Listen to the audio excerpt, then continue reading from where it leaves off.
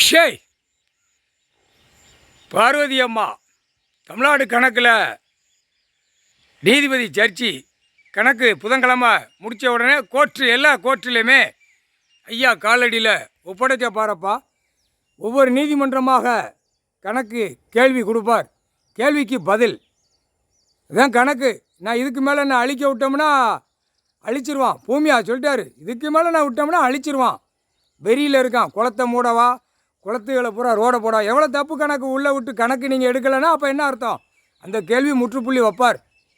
கணக்கு அந்த கேள்வி கேட்கார். அழிக்க நான் பூமியை கொடுக்கல, ரொம்ப மோசத்தில் போகிறான், விவசாயத்தை அழிக்கான். 2ஆம் நம்பருக்கு நான் கொடுக்கல அப்படின்ட்டார். 2ஆம் நம்பர் பூரா 50% உள்ளே போயிடுவான். அரசியல்வாதி 50% உள்ளே போயிடுவான். புரியுதா?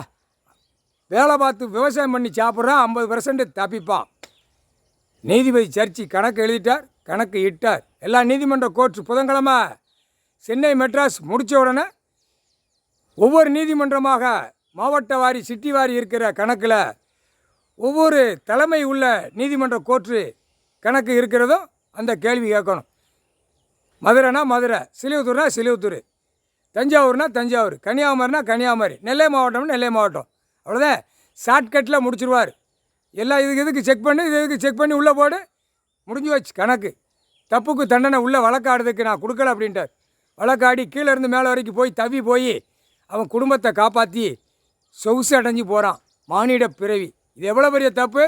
தப்புக்கு தண்டனை கொடுக்கணும்ல, அந்த தண்டனை இப்போ தான் கிடைக்கும். இவனுங்களுக்கு பூரா தண்டனை கிடைக்கும். அனைத்தும் உள்ள கணக்கு. அவரே உட்கார்ந்து குடும்பமாக உட்கார்ந்து மானிட பிறவி சேட்டை பண்ண கணக்கு. நீ நீதிமன்றம் நடத்துறதில்ல, நான் கணக்கு கொடுத்துட்டேன், எனக்கு நீ வந்து கணக்கு கொடு அப்படின்ட்டார்.